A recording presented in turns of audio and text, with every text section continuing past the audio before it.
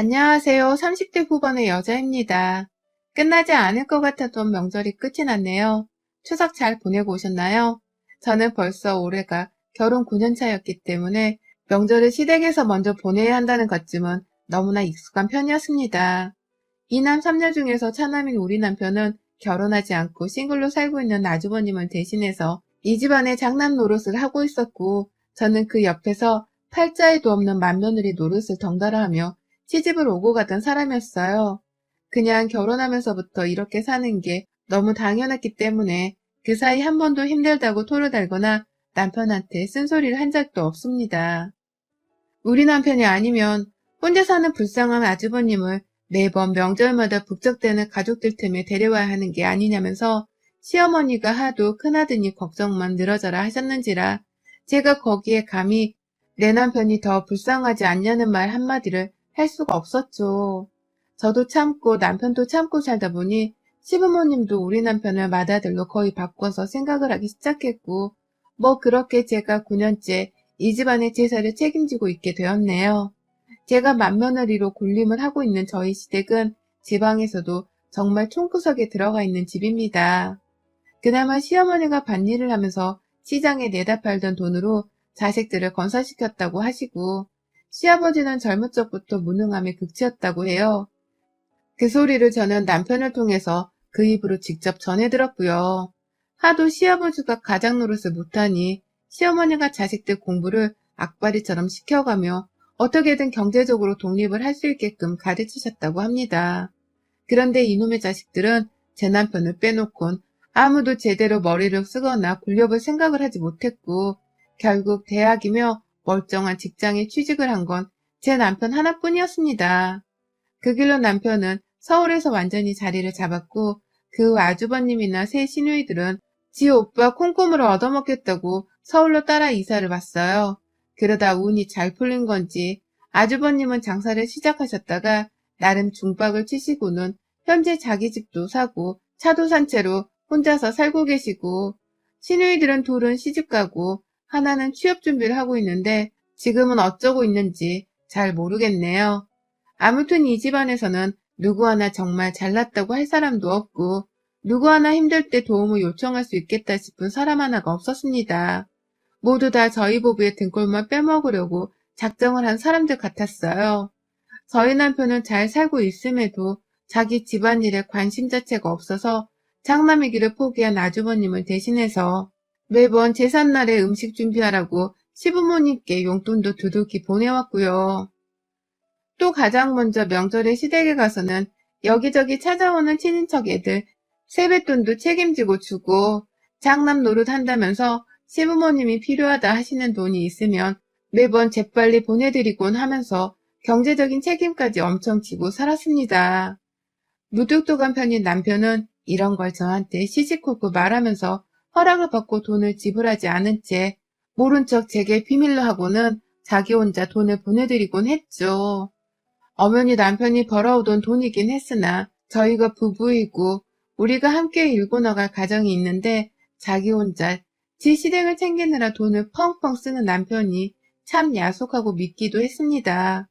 제가 그 꼴 보기가 너무 싫어서 급기야 30 중반에 재취업을 했어요. 제 돈 벌어서 저도 제 친정을 잘 챙겨줄 거라면서 말이죠. 그렇게 남편이 시댁에 퍼주듯이 하고 살다 보니 당연스레 우리 남편이나 저한테 고마워하는 경우도 있었으나 더욱 우습게 보는 경우가 다반사였습니다. 아주버님은 생전 도움 한번 주시질 않고 혼자 독고다이로 사나 싶더니만 자기 가게에 인테리어 하나 바꾸고 싶다면서 글쎄 저희 남편한테 돈 300만 원을 빌려 썼더라고요. 그게 벌써 7년 전인데 남편은 그걸 등신처럼 그냥 퍼다 줬다가 7년이 지난 여태까지 돈을 도로 돌려받지 못했습니다.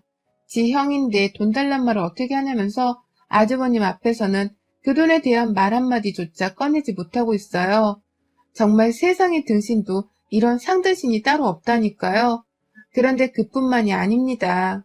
저희 첫째 시누이는 그나마 남편을 잘 만난 건지 결혼하고 나서는 시집갈 소식이 뜸한 편이었는데요.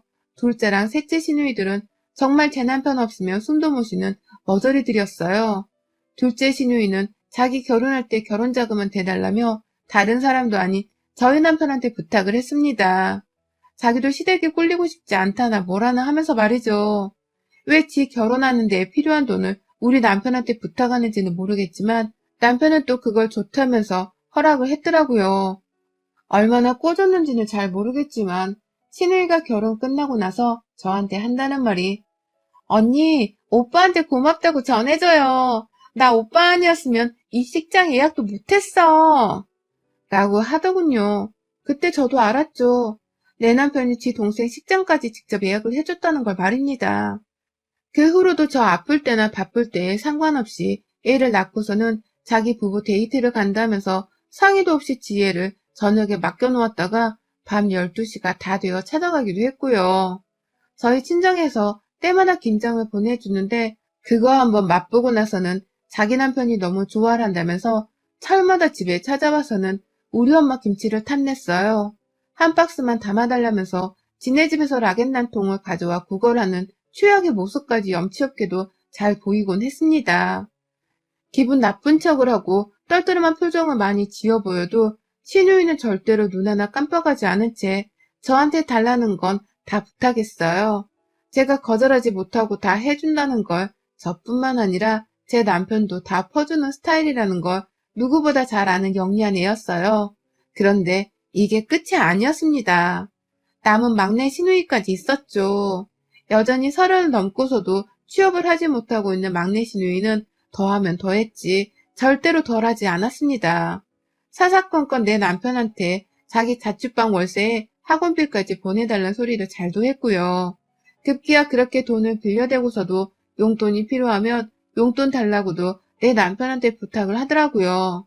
지가 막내 여동생이라면서 잔뜩 애교를 부리며 말입니다. 그러면 또 남편은 그걸 어쩔 수 없다며 돈을 줬어요. 이쯤 되면 내 남편 연봉이 거의 1억은 훌쩍 넘어야 하지 않은가 싶은데 네, 맞습니다. 제 남편은 연봉이 1억이 훌쩍 넘는 고연봉 직군에 속하는 사람이었어요. 그래서 돈이 실제로 많기도 많았고 그로 인해 가족들이 아주 작정을 하고서는 형제 하나한테 다다닥 달라붙어 빨대를 꽂고 있는 것이었습니다. 차라리 내 남편이 돈을 좀 못 벌더라도 시댁 식구들이랑은 안 엮이고 살고 싶은데 잘난 남편을 둬서 어쩔 수 없는 것인가 싶더군요. 정말 저도 이런 남편을 버리지 못하고 옆에서 사는 게 괴로울 지경이었어요. 제가 중간에서 가장 속이 터질 것 같고 또 가장 속이 뒤집힐 것 같았죠. 고맙다는 말 한마디를 하지 않고 또 미안하던 염치 있는 모습도 한 번을 보이지 않는 시댁 식구들이었는데 그 와중에 저는 맏며느리 노릇도 하고 있었으니 열불이 날 수밖에요. 그러다가 3년 전 시아버지가 돌아가시게 되면서 상황이 이상하게 변했습니다. 저희 시아버지는 암수술을 받으시고서 2년 가까이를 요양을 하셨어요. 정확히는 상태가 완전히 잘 호전된 것이 아니어서 그 2년 동안 수발을 받아야만 사실 수 있는 상태였죠. 그리고 그 수발을 다름 아닌 제가 했었습니다. 2년에 가까운 시아버지 암수발을 아무렇지 않게 저한테 부탁을 하는 시댁 사람들 때문에 저도 얼떨결에 덩달아 수발을 하게 되었어요. 저희 부부가 사는 집이 시아버지가 입원하신 병원과 가장 가까웠었는데 처음엔 그걸 이유로 들먹이면서 시아버지 병수발을 맡아달라고 하더라고요. 다니고 있는 직장까지 그만두라 하면서 말입니다. 저는 끝까지 간병인을 고용하겠다고 남편에게 말했지만 남편은 그럴 돈이 없다면서 제가 직접 시아버지를 간병하길 원했었어요. 지 동생들이나 형한테는 돈을 잘도 퍼주고 살던 인간이 마누라가 고생할 것 같아서 간병인 좀 쓰겠다는데 그 돈이 없다고 하는 겁니다. 그러니 저도 속으로 피눈물이 나는 심정이었는데 그냥 일단은 시작했어요. 시어머니조차 신경을 쓰지 않고선 네가 내일 좀 다녀와라. 네가 내일 밥은 어떻게 먹는지 좀 확인해라. 라고 하면서 사사건건 잔소리를 하는 바람에 제가 선택의 여지가 없었었죠. 그렇게 병실에 들어가 보면 가족들은 아무도 시아버지를 잘 찾아오지도 않았고 정말 저 하나뿐이었어요. 그러니 저도 사람인지라 그리 외롭게 병실에 누워 계시는 시아버지가 너무 불쌍하고 안쓰러워 차츰 병간호를 자처하게 되었습니다. 저도 애가 있고 당시 직장을 완전히 그만둔 게 아니어서 정말 힘들었는데 결국 이러다 내 새끼조차 제대로 돌보지 못하게 될 것 같아서 남편의 말대로 직장을 그만두고서는 간병과 육아만 병행하며 살았어요. 그 와중에도 남편은 지 아버지 수발을 돕겠다고 하기는커녕 자기 밥은 알아서 챙겨 먹을 테니 병원 일에만 신경을 쓰라며 저를 사지로 몰아냈고요. 그런데도 저는 등신처럼 그걸 알겠다고 하면서 버텼습니다. 다른 형제들은 다 경제적으로 여유가 없으니 우리 부부한테 아버님 수발을 기대는 것일 거라는 체념을 하면서 말이죠. 그냥 말 그대로 혼자 정신승리를 하면서 그 힘들던 시기를 버텼어요. 그러다 아버님이 돌아가시게 되면서는 남은 가족들도 제 눈치가 보이는 건지 더 이상 저희 부부를 예전처럼 찾지 않았죠. 돈 빌려달란 연락도 뜸해졌고 시어머니는 명절에 시댁이 내려가게 되면 예전보다 덜 저를 부려먹겠다는 듯 잔소리를 덜 하셨어요. 막내 시누이도 시어머니한테서 잔소리를 들은 건지 더 이상 지 학원비까지 내달란 소리를 염치 없게 하지 않았고요. 그렇게 겨우 있나 싶었는데 이게 무슨 날벼락인지 이번 추석 전에 시어머니가 할 말이 있다면서 일주일이나 먼저 시댁에 내려와 주면 안 되겠냐며 연락이 오셨어요. 저는 남편이랑 같이 차를 타고 이동을 해야 하기 때문에 당연히 안 된다고 먼저 거절을 하긴 했습니다. 얘 학교 일정도 있어서 제가 함부로 연휴 일정을 바꿀 수 없다며 말이죠. 처음에 알겠다고 하고는 전화를 끊으신 시어머니셨는데 아니 글쎄 다음날 저희 집에 있는 서울로 직접 올라오셨지 뭐예요. 바로 전날 전화통화를 했을 때는 한마디도 안 하셨는데 말입니다. 갑자기 찾아와서는 같이 서울에서 지내다가 시골집으로 명절을 보내러 내려가고 싶다며 말씀을 하니까 저도 불편했지만 어쩔 수 없으니 그러자고 했습니다. 그러나 시어머니는 저희 집에서 지내는 그 일주일가량의 추석 전 시간 동안 저는 정말 지옥을 경험했습니다. 지금도 그 후유증이 상당하고요. 글쎄 집에 있는 저를 붙잡고 시어머니가 둘째 날 아침부터 그러시는 거예요. 자기가 유방암이라고 말입니다. 너무 안타까운 소식이었고 그래서 저도 충분히 어머님이 불안해하거나 속상해하는 그 심정을 알 것도 같았어요. 그런데 말이 좀 이상했어요. 자기가 유방암이라는 말을 저한테 거듭 강조를 하더니만 지금 당장 수술을 받고서 입원을 해야 하는데 간병을 해달라 하는 겁니다. 자식을 5이나 두신 분이 저한테 말이죠. 갑자기 불현듯 몇 년 전에 2년간 혼자서 외롭고 처절하게 시아버지 병간호를 했던 것이 생각이 나면서 순간 화가 나려 하더라고요. 화나는 건 둘째치고 이번만큼은 또다시 혼자 고생할 일을 만들지 않겠다면서 생각을 고쳐먹으려고도 했죠. 그래서 어머님께 말씀을 드렸어요. 남편한테 먼저 말씀하신 거죠? 아가씨랑 아주버님도 알고 계시는 거죠? 라고 말이죠. 그런데 어머님이 뭘 하시는 줄 아세요? 이미 첫째 시누이는 알고 있고 서울에 와서 암검사를 받을 때에도 첫째 시누이가 동행을 했으며 첫째 시누이 집에서 하루를 잤다고 하더군요. 그런데 수술을 받고 간병을 하는 것까진 첫째 시누이한테 부탁을 하기 싫다면서 저한테 찾아오신 겁니다. 자기 자식들은 자기 걱정을 하다가 고생도 하고 스트레스를 받아 힘들 게 뻔하니 간병을 시킬 수 없다면서 말이죠. 참나. 이게 도대체 무슨 경우냐고요. 자식들이 힘들고 고생할 건 걱정이 되면서 며느리가 힘들고 고생할 건 생각이 들지 않는다는 말과 다를 게 뭐냔 말입니다. 순간 저도 욱해서 그럼 저는요? 저도 고생하고 힘든데요, 어머님. 저 시아버지 때도 저 혼자 2년간 수발한 거 잊으셨어요? 저 혼자 힘들게 했던 거. 라고 말씀을 드렸더니만 어머님이 그러시더라고요. 그래, 네가 며느리니까 그건 해야 했지. 네 남편이 가장 돈도 잘 벌고 네가 맏며느리니까 네가 했어야 할 일이고. 라고 말이죠. 이 말을 아주 뻔뻔하게 하고는 제 시선을 자연스레 피하시는데 본인도 그리 떳떳하지 못한 걸 안다는 걸 직감했습니다. 그런데도 저한테 뻔뻔하게 자기 유방암 수술에 입원 후까지 옆에서 간병을 해달라 부탁하는 꼴이 우스웠죠. 하지만 더 큰 분노는 그 후에 찾아왔어요. 남편에게 어머님의 유방암 진단과 수술에 대해서 말을 했는데 남편이 그러더라고요. 그럼 당신이 해야지. 우리 중에 누가 해 그걸. 라고 말입니다. 그러고도 자기도 좀 잔인했다 싶었는지 그러니까 내 말은 당신이 집에서 쉬는데 당신이 제격이라는 거지. 라면서 한마디를 더 덧붙이더라고요. 당연히 제가 해야 할 일인 거라는 말에는 변함이 없었고요. 저도 아이가 있고 제 부모님도 요즘 나이가 드셨다고 크고 작은 병치레를 자주 하셨던 바람에 제 정신도 온전치 못했습니다. 그럼에도 하나를 꼭 챙겨야 한다면 저는 당연히 제가 제 몸 아파 낳은 제 자식이나 제 부모님은 챙길 것이고요. 그런데 뜬금없이 집으로 찾아오셔서는 자기가 유방암에 걸렸다는 말을 실토하듯이 뱉어내시고는 병간호를 당연스레 맡아달라고 하시니 미칠 노릇이었죠.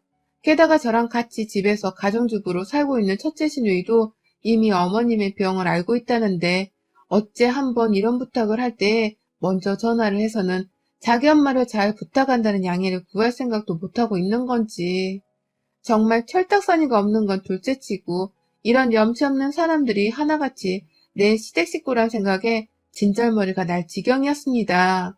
정말로 이러다가는 이제 더 이상 직장을 다니지도 않고 있고 집에서 가정주부로 살고 있는 제가 딱 시어머니 병간호까지 하게 생겼더라고요. 시아버지의 2년 암수발에 이어서 2021년도에도 말입니다. 그러니 저는 고민을 할 것도 없이 이번만큼은 절대로 그냥 넘어가지 않겠다고 다짐을 했어요.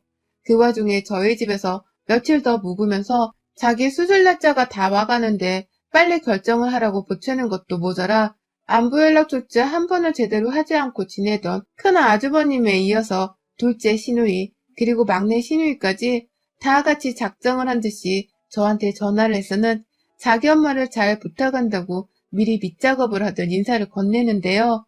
진짜 환장하겠더라고요.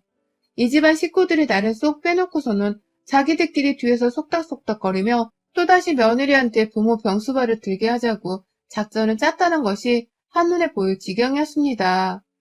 급기야 저랑 같이 주부로 시간 널널하게 일하고 있는 큰 시누이 그리고 취업 준비한다고 명백히 백수로 살고 있던 막내 시누이는 나를 잡아서 추석 연휴가 시작되기 바로 직전에 저희 집을 찾았어요.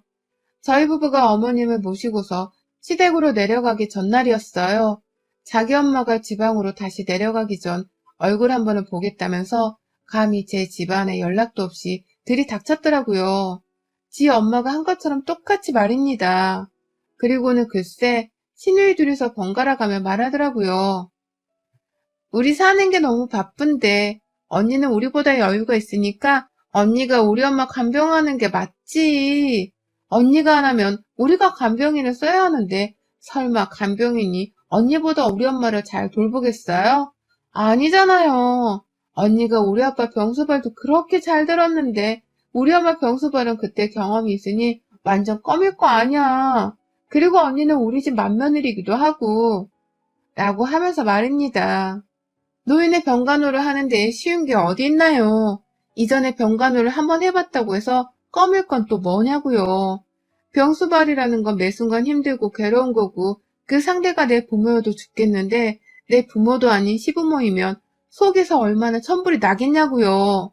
누가 나한테 병간호를 했다면서 간병인처럼 월급을 주는 것도 아니고 그냥 말 그대로 공짜로 노동값을 제공하는 것과 다름이 없는 것이었는데 말입니다. 시누이들이 갑자기 찾아와 이런 말을 하면서 저를 마치 회유하려고 하는 듯 보이니 저도 도대체 표정 관리를 할 수 없었어요. 제 뒤에서 남편은 자기 여동생들을 그저 바라만 보면서 아무 말이 없더니만 처음 꺼낸다는 말이 우리 엄마 많이 아프겠다 였고요. 제가 정말 최대한 이성적으로 말하면서 거절하고 상황 정리를 하려 했습니다. 남편이 그 와중에 지 엄마 아픈 걱정만 하고 있는 걸 보니 이성을 잃을 수밖에 없었습니다. 그 자리에서 바로 첫째 시누이한테 쏘아댔어요. 염치가 있었으면 여기까지 못 왔을 텐데 와서 이런 부탁을 눈 하나 깜빡 안 하고 하는 걸 보니 정말 내가 아는 그 무식한 시댁이 맞긴 맞네.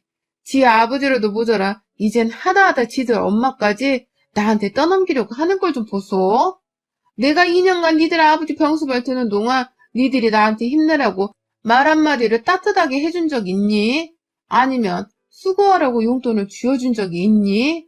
어디서 그지같이 사는 것들이 오빠 하나 잘 만나서는 평생을 피 빨아먹고 살려 하더니만 이젠 하다하다 지들 부모 마지막 가는 길에 날 끌어들이려 하네? 라고 말이죠. 그러니 제 남편한테서 가장 돈을 적게 받고 살았던 첫째 시누이는 뭐? 뭐라고요? 지금 말 다 했어요? 내가 오빠 등골 언제 빼먹었다고. 다들 바쁘니까 기껏 찾아와서 이렇게 말하는 거 아니에요. 라고 흥분을 하고 막내 시누이는 무식하다고? 우리가 무식하다고요? 라면서 지를 비하하는 것에만 마구 열을 올렸어요. 원래 무식한 놈들이 흥분하면 더 꼴 같잖아요. 취업도 못하고 있는 게 돈은 잘도 빌려가 쓰더니만 뭐라고 하니까 자존심을 상해가지고는 흥분을 한 것이 딱 그 꼴이더라고요. 흥분한 시누이들은 본체만치 하면서 저는 계속 할 말을 했습니다. 남은 제 남편한테요. 야, 너는 네가 그러고도 사람이냐? 네 마누라가 직장까지 그만둬가면서 네 아빠 병수발을 2년 들었으면 이젠 감히 내 앞에서 병수발 들란 말을 꺼내지도 못해야 하는 게 정상 아니냐? 네가 정신이 있는 놈이냐 없는 놈이냐? 네가 사람 새끼냐고. 니들 부모 수발은 자식놈들이 들 생각을 해야지. 왜 피 한 방울 안 섞이고 이 집구석에 시집은 죄밖에 없는 나한테 부탁하냐고. 정신머리가 하나같이 썩어빠진 것들 같으니라고. 내가 며느리라서 니네 엄마 수발을 들어야 한다고? 그럼 나 이 집구석 며느리 더는 안 해. 진짜 역겹고 더러워서 못하겠다고. 라는 말과 함께 그 자리에서 남편과의 이혼을 선언했습니다. 더 이상 상대해주기도 싫다면서 남편을 보고 당장 이혼해 이 새끼야. 라며 결혼 후 난생 처음으로 남편에게 이 새끼 저 새끼 하며 별별 욕을 다 꺼냈어요. 더 이상은 너 같은 남자랑 그리고 이 집구석과 엮이기도 싫다고 하면서 말입니다. 내 부모 얼굴 보겠다고 그 자리에서 내 새끼가 집에 오지도 않았는데 인사도 못한 채 집을 나왔어요. 친정 가서 명절 보낼 거니까 니들이 알아서 추석 제사를 치르던 말던 알아서 하라면서 말이죠. 그 길로 저는 바로 오늘 아침까지도 저희 친정에서 추석을 보냈습니다.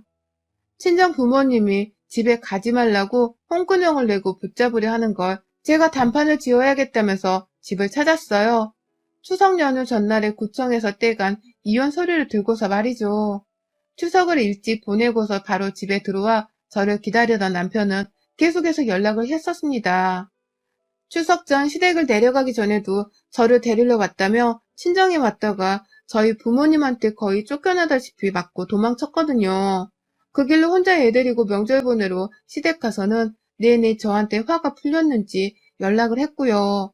다만 이혼하잔 말에 대해서 다시 한번 생각을 해보라 하면서 시어머니 병간호를 회유하려는 듯한 문자를 보내온 걸 보고서는 저도 살짝씩 들던 불안하던 마음이 싹 해소가 되었어요. 이 새끼랑은 진짜 이혼하고 남남이 되어서 시댁과도 더 이상 안 보고 살아야겠다는 확신이 든 것이었죠.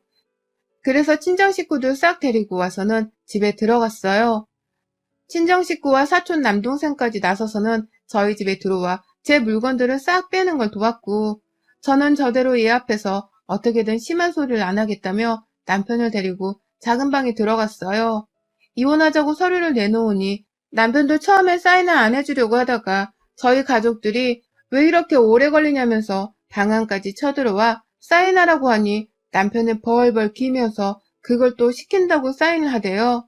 전 조금이라도 망설일 줄 알았는데 말입니다. 와, 이 새끼한테는 내가 그냥 지 부모를 위한 간병인 정도밖에 안 되었구나 싶더라고요. 그러니 저도 이혼에 망설임이 없었고요.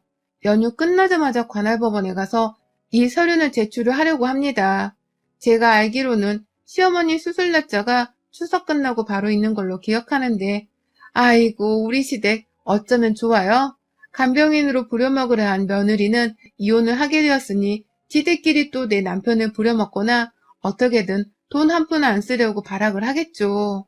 지들 남매끼리의 처절한 싸움과 신경전이 예상되는 가운데 저는 이만 퇴장을 합니다. 진짜 더럽고 역겨워서 이 집구석이랑은 우연으로라도 마주치고 싶지가 않네요. 여러분의 생각은 댓글로 남겨주세요. 오늘도 시청해주셔서 정말 감사합니다.